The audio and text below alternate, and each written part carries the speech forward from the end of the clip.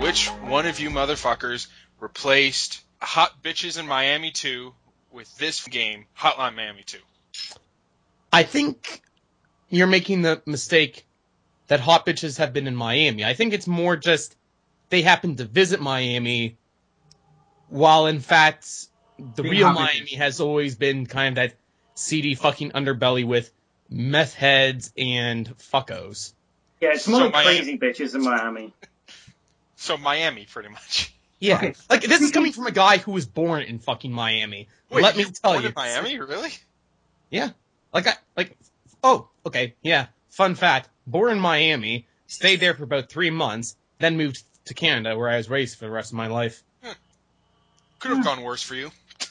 Well, I still think I have that bit of Miami in me, because as my friends tell me, you are one fucking nut. Well, speaking for my Cuban brethren, there's only really 4 blocks of Miami worth visiting. Yeah, pretty much. So, anyway, this is the review for Hotline Miami 2. And, what? Wrong number.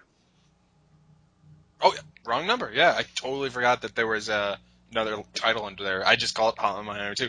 But with us, we have Charles Rocci. Oh. I'm not sure how to respond to that. Actually, I was going to say, before we actually get into it, I was going to say, I do find it interesting that they use the subtitle wrong number, because phones are actually used very little in this particular game, especially compared to the previous one. Oh, shit. So it's interesting they decided to go with this as the subtitle. Yeah. No, that is actually a point, and we will actually talk about that very soon. We have Illegal Swede, our special guest here. Say hello. What's up? Okay. And we have Fernando, who is pretty much going to be on the sidelines, more or less, because he didn't play the game like at all. So that is true. I am just here to say what, and oh no, he didn't. That's my job. Oh, you go, girl. Hell no. Ain't nobody got time for that. Ain't nobody got time for that. Yeah, as long as we're going to go with ethnic stereotypes. I'm bringing the streets up in this Hotline Miami review. There's another West one. Philadelphia, born and raised. The playground is going to spit. Oh, no. Nope. No. I've already proved my whiteness by singing Space Jam, so. And you can't go any more whiter than singing a Fresh Prince song. More specifically, you can't get any whiter than singing Will Smith. Yeah. The whitest black rapper out there. Fun fact, when the cops see Will Smith, it's like, no, don't worry. He's an honorary white man. Yeah. I mean, he and when you have that much money and you have that kind of a rap career, you are white. Although the police might go after him after seeing After Earth. Come on. Yeah, it's like we may have to take away your card after that. That was just a travesty to everyone. That was just a war crime, everyone. And your wife on Gotham, goddamn, really? It's like, really? She really doesn't have that good of a career. It's like, Smith, you really need to take care of your family. This is just getting ridiculous. Maybe stop whoring out your children and take care of the older son that you have. And stop whipping your goddamn hair back and forth. Okay, let's move on. Now, when you say take care, do you mean, make sure they're all right? Or take care as in, you make sure they're all right 6 feet beneath some dirt?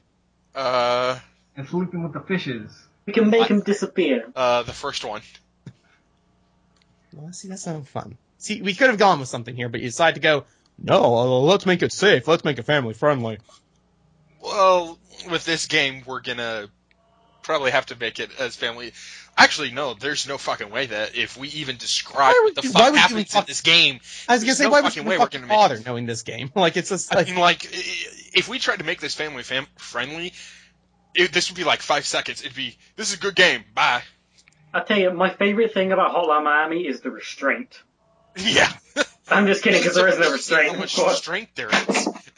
I mean, I gotta say, the best way I could describe this is if Quentin Tarantino had butt sex with David Lynch and had butt baby with David Fincher. Okay. Isn't Hotline Miami 2 the game that starts out with a rape in the first 10 minutes? Yeah. Well, yeah, actually. No. Well, yes and no. Yes and no. Because again, this is kind of like if Pulp Fiction was made by, like, David Lynch and David Fincher. I saw someone make a good comparison where they said that Hotline Miami 1 was the colourful drug trip, and then Hotline Miami 2 was the more depressed morning after, where everything's just bleaker and sad, and you try to, like, piece together the fragments of what happened the night before, and I thought that was quite good. It's the come down, effectively. Yeah, pretty much, and boy, does it come the fuck. Actually, that's an interesting comparison, because I would almost say that and this is really awfully specific, it's almost as if Hotline Miami 1 was like the first, like, Hotline Miami 1 is like almost like the first half of a downward spiral, and then like Hotline Miami 2 is like the second half of it. And when I say downward spiral, I'm talking about like the Nine Inch Nails album. Oh, I thought you were talking about this is the Amy Whitehouse of games. No. Damn. No, but like just in the same way that like the first game is a lot more hectic and just like batso fucking crazy, whereas like again the second game is more like it still has a lot of that, but there's definitely this much more sinister undertone to what was already a pretty sinister premise to begin with. Yeah. Okay. But let's try and attempt to describe the plot, and I'll try. Let's make Miami has a plot? this fucking thing. So It actually did. This takes place around 2 years after the original game, with the main character who there's like no actual name for the character. Well, fans call him Jackie, don't they? Yeah. And he's pretty much become this huge fucking legend for pretty much obliterating the Russian mafia in Miami, because he was being, for lack of a better word, controlled by a group called the 50 Blessings. And because of him, there are several people who have been inspired by him in a number of different ways, and you play around at least 9 characters.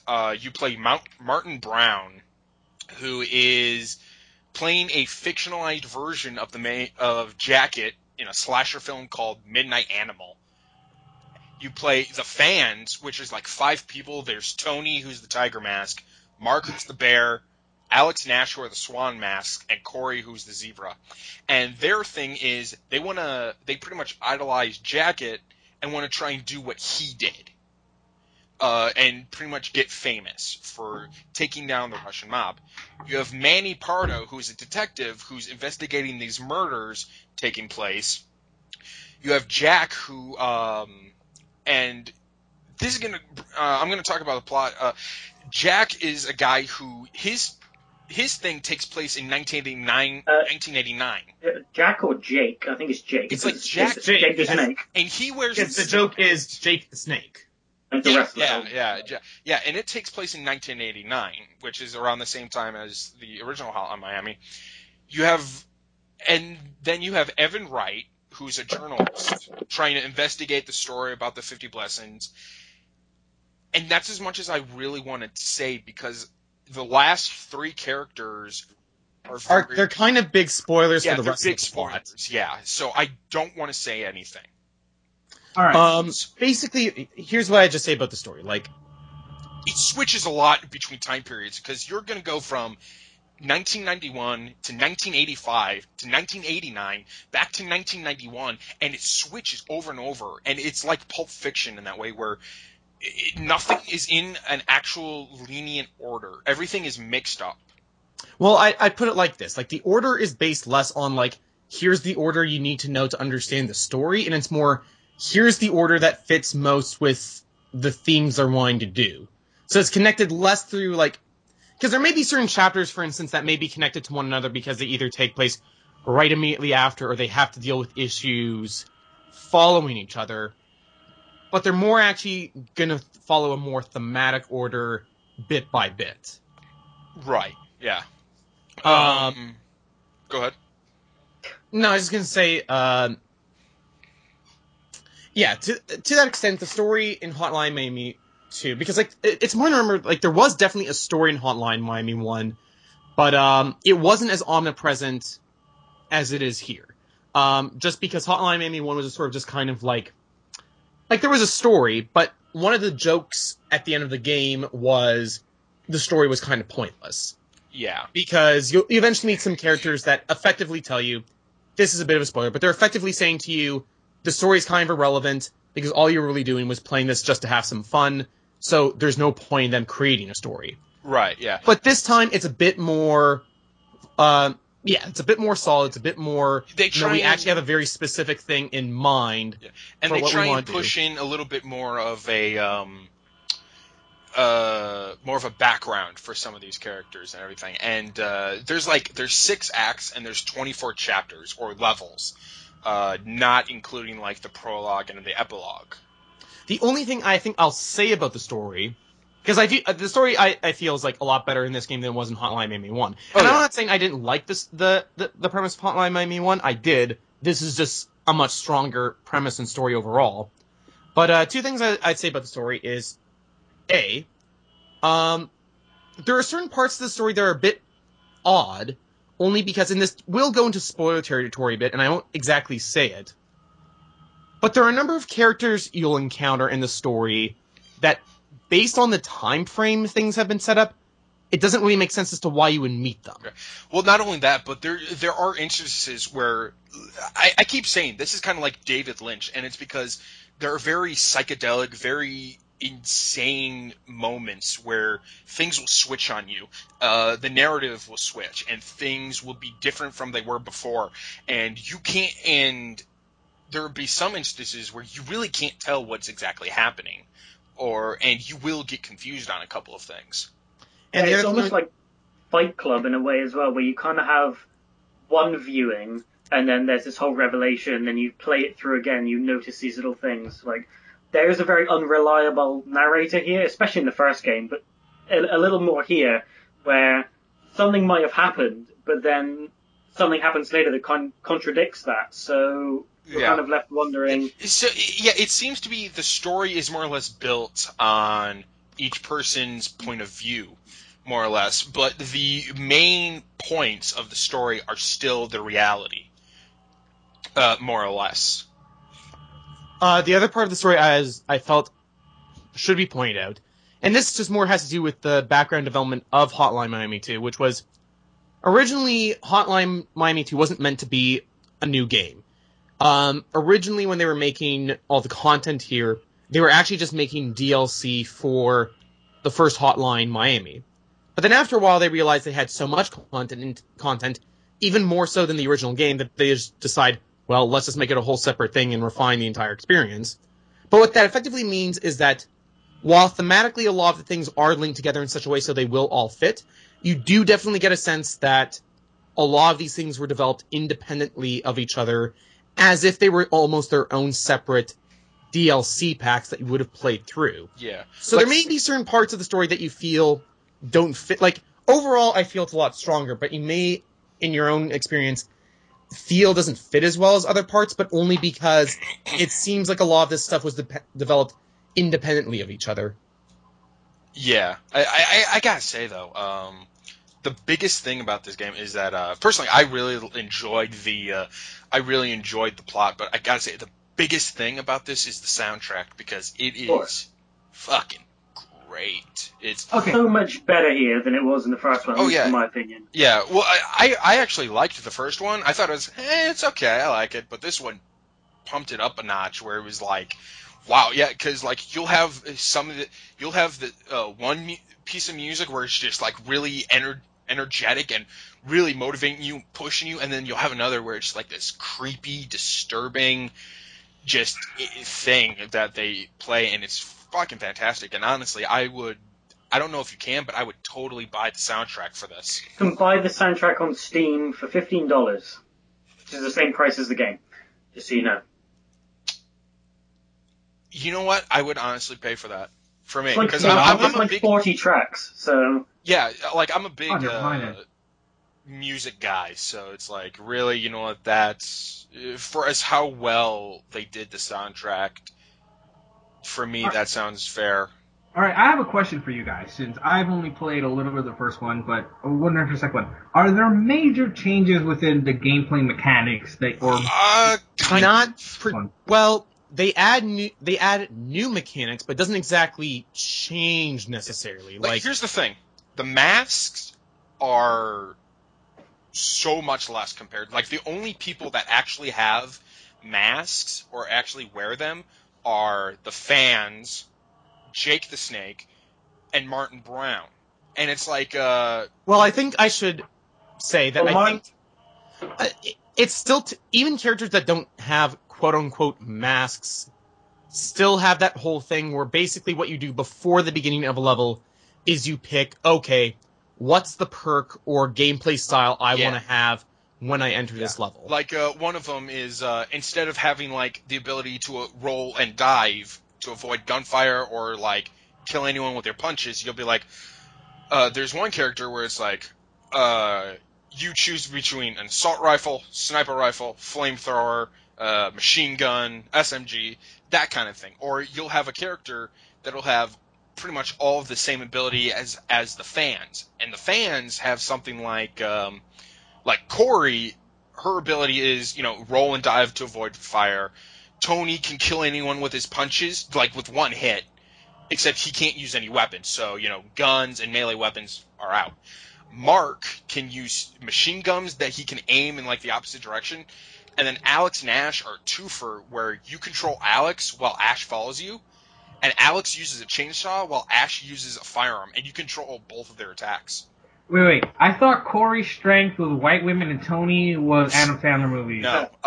But then there's Evan, which is one of the more interesting characters, the writer, because he plays non-lethally for the most part, because he only he hits with blunt weapons, he doesn't kill them, and he unloads every firearm that he gets. Which I love how no one can wrap their head around that, like, non-lethal in a Hotline Miami game. Yeah, it is interesting, but the thing is, if you execute 2 knockdown enemies, it'll pretty much make them go insane, where you can do what the usual characters can in Hotline Miami. By far, he's the more passive compared to all the other characters. So basically, he works the same, except that you don't see, like, the big, like, blood splatter. Yeah, he goes out of his way, more or less, to take down people non-lethally. So like and in the long run, it helps you because get a bigger score. Well, I was going to say the other advantage you have with that is that because you can immediately disarm clips, that should enemies come back because you didn't actually quote unquote like beat them down, you just sort of knock them down and they get back up, it means that they're less likely to have guns to get back at you with. Yeah. Okay, that's pretty interesting. Like, that's a pretty neat mechanic. Like, it's I've played the first one only. It's like hard to wrap my mind about, like, there's a non-lethal version of Hotline Miami out there. Yeah. I mean, you don't play him a lot, but he's definitely one of the breaths of fresh air. That's a pretty interesting idea to kind of take your core premise and spin it on his head like that. Oh yeah, it really is. I gotta say, he's like one of the more likable characters in this. No kidding. Yeah. Well, I mean, there are much more characters that you like, but it's not really that hard because, like, a lot of these everyone in the Hotline Miami universe scumbag. Yeah, almost every single person in here is a horrible, evil fucking scumbag who has a mental problem, like a severe mental deficiency. I almost want to see John Wick make an appearance in a Hotline Miami game. You could easily buy that, honestly. You could easily buy that. John Wick shows up at some point. The whole thing, though, he's only can use a pistol, and every time it's a headshot. Yeah.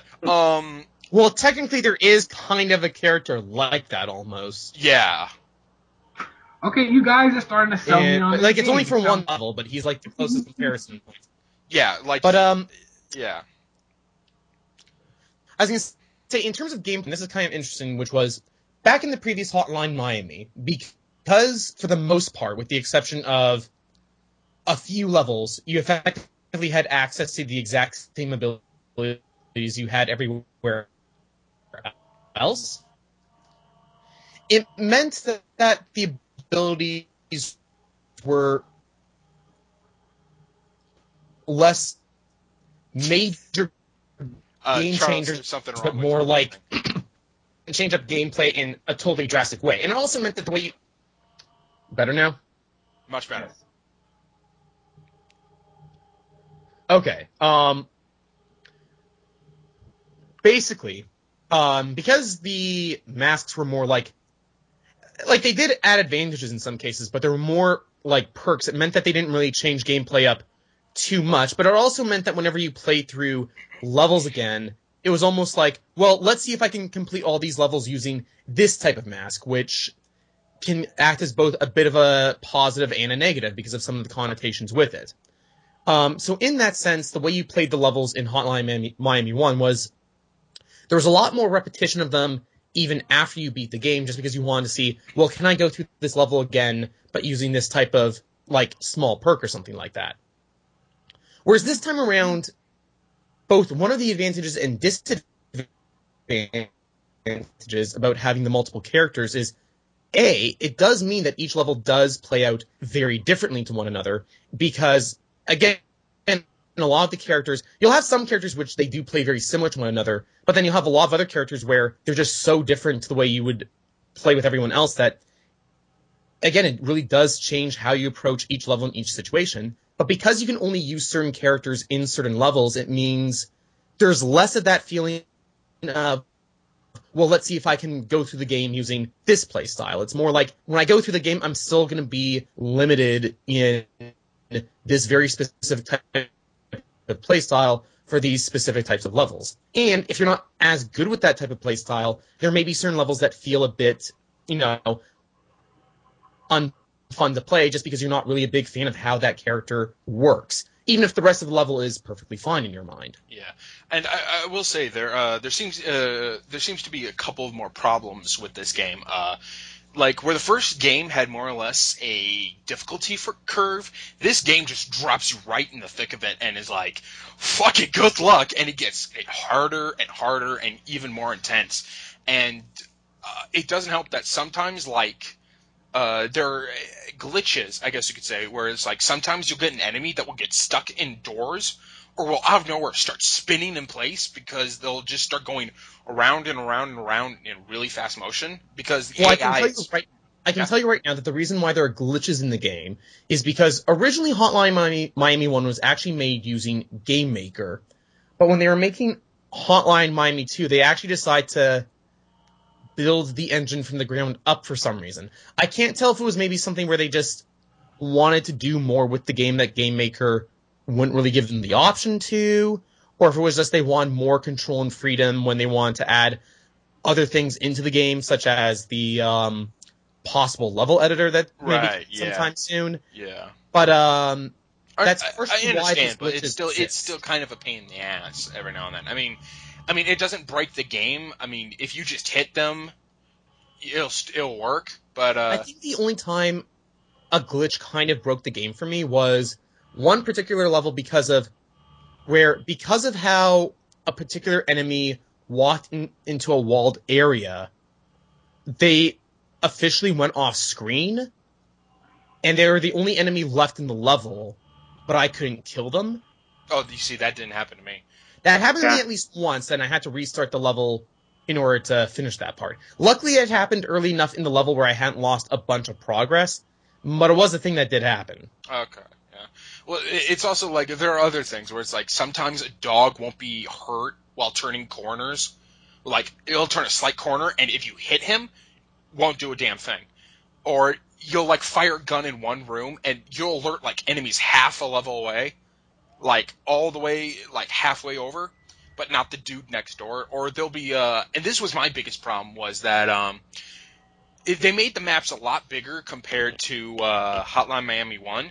And the problem with that is that you'll have these corridors every now and then, is that your camera can only go so far.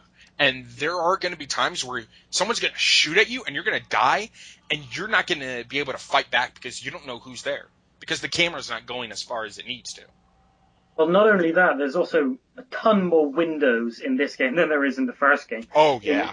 In the first game, you only had a handful of levels where windows were really an issue, but in this, you basically have, like, you can step into the level and just be immediately killed by some dude standing, like, 3 rooms over, and he'll shoot you through 2 windows, and you will not even see him. Yeah. So, and it's one of those things where you just start saying, screw it, and you just start spraying bullets everywhere that you can. it wasn't as big of a problem. It wasn't that big of a problem, but it was still a problem that screwed me more times than it should have. Oh, because of the whole, like, all the enemies are far away thing? Yeah, because like I said, the camera, like, I would push the camera as far as I could to see what was going on, and there would still be, like, those 2 or 3 enemies, like, not even 2, just, like, that one enemy that I couldn't see that just shot me at the right time, and I'd be dead. And I couldn't do anything because I couldn't see him. Well, it definitely is an odd one, because there are a number of levels that feel, like, generally speaking, where they're a lot more tightly packed in together with, like, walls and rooms and stuff like that, feel a lot more fair, in which case the bigger levels actually still work well with it because you feel like it's a more complete area. Generally speaking, it's the areas that have wide open spaces with barely any cover that tend to be the worst. But unfortunately, those types of levels I found made up a lot of the middle to like 2/3 of the way through the game type levels. Like, that's where you mostly saw it, and that's where there was a huge hump in difficulty. Yeah, there's definitely a difficulty spike around the last third of the game where there's the introduction of a few new characters, and the game kind of changes the levels up to be more appropriate for these characters, but it ends up just being a lot harder and, to an extent, more irritating than some of the earlier levels. Oh, yeah, yeah. Other than that, though, I do think that this game is really good. I mean, like, these glitches that we're naming off, I didn't really experience them a lot. I didn't really have any that big of a problem, and when they did happen, they happened so few and far between, more or less. I'd say for me, the glitches happened a lot more consistently, but with the exception of that one where the enemy went off screen, none of my glitches actually affected the way the game played. It was mostly just visual stuff. Right, yeah, same here, more or less. Like, the enemy or the dog spinning thing, I mean, that didn't really break the game. It was just a thing where it was like, what in the world? And I would just hit them and they'd go down. Mm-hmm. So it didn't really it didn't really make it that big of a problem. So, overall, because I think you guys covered a lot of aspects of this game, from soundtrack to the story, what are your overall final thoughts of this game? Wait. I should at least point this out, because I know there are going to be people who think this is a big problem, and I understand if you think it's a problem, but, yeah, there totally is a rape scene in here. Really early on, within, like, the first minute, pretty much. I'm just going to say this right now. This is a game where you regularly do things such as beat people's skulls in, rip their spines out, like, poke thumbs into their eye sockets. Yeah. If a scene like that is what's bothering you, then you won't even like the rest of the game. Yeah. I'm just going to say that right now. Because, like, this is not, like, neither this nor the first Hotline Miami is the type of game where if stuff like that easily offends you, that you will like.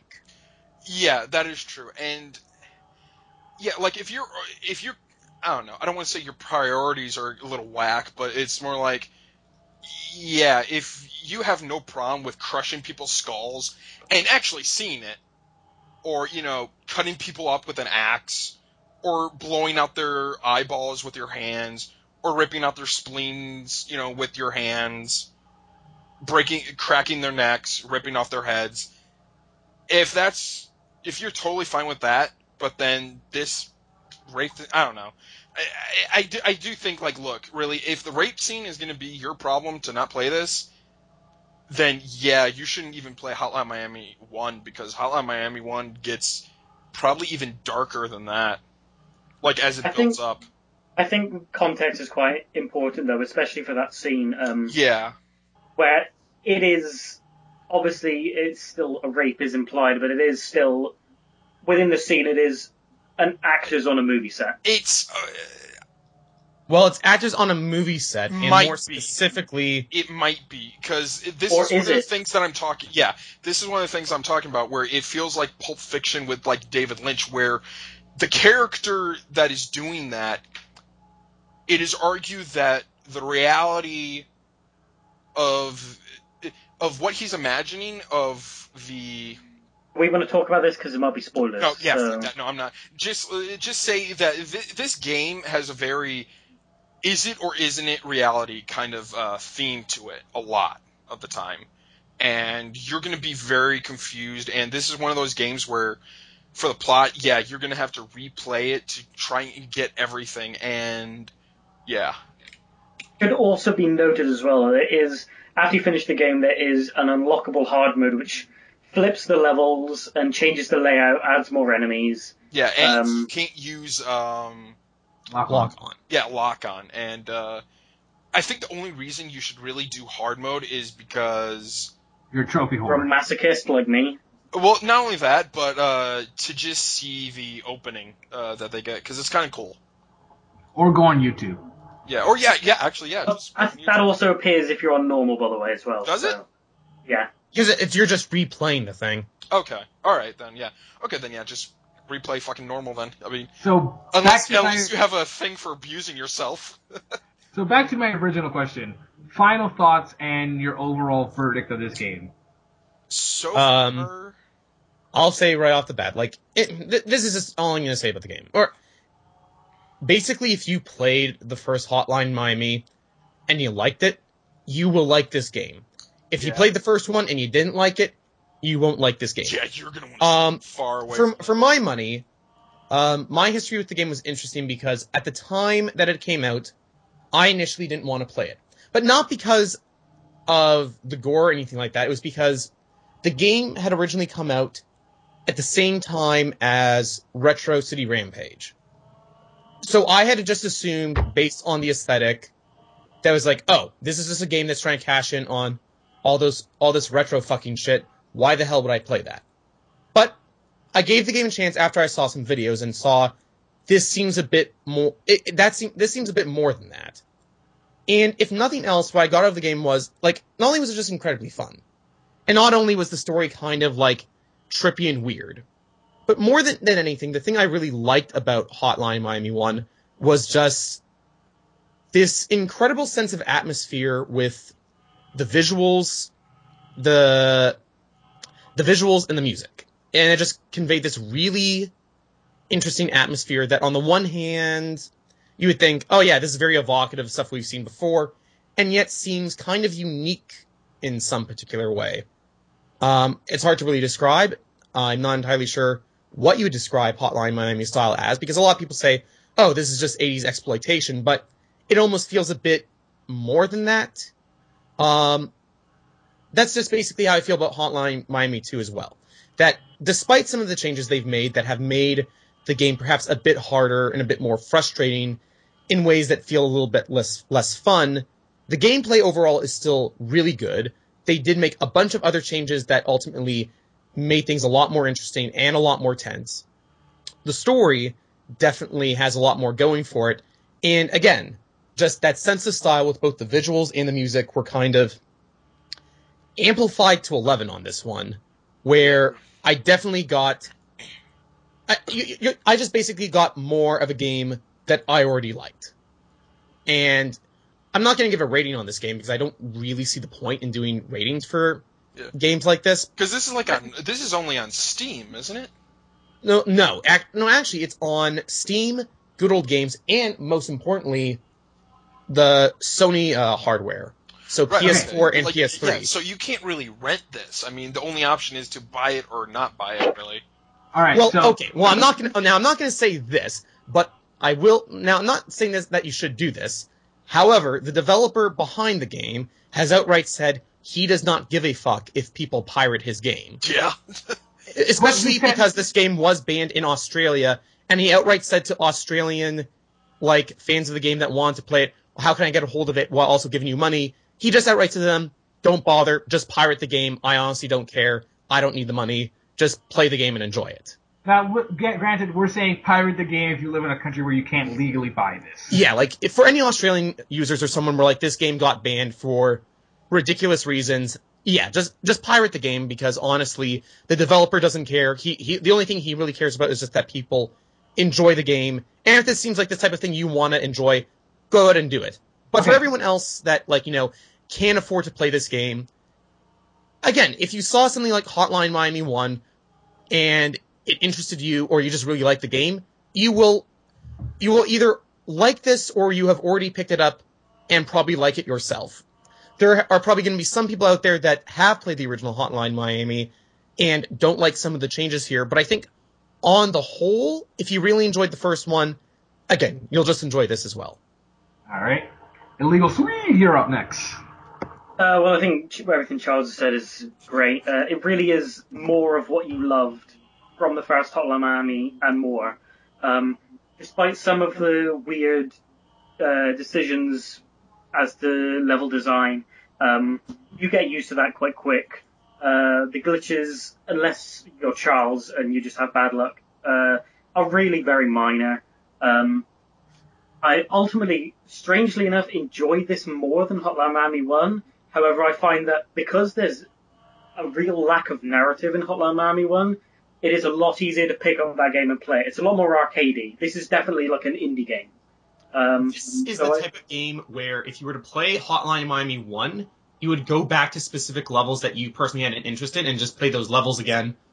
You would play this game more likely start to finish because, again, you want to see the complete picture all over again. Exactly. Yeah. I think it's great. I think you should pick it up if you like the first game. It really is just more of the brutal violence that's in Hotline Miami 1 and that great synth soundtrack. You should pick it up. If you haven't already. You fool. Yeah. For me, I mean, like, what more could any of us say, really? I mean, we've said everything that we could possibly say. I mean, this is not saying much, but so far, this is, like, my favorite game of the year right now. Mainly because Bloodborne hasn't come out yet. Well, Bloodborne, Arkham Knight, Witcher 3. I know.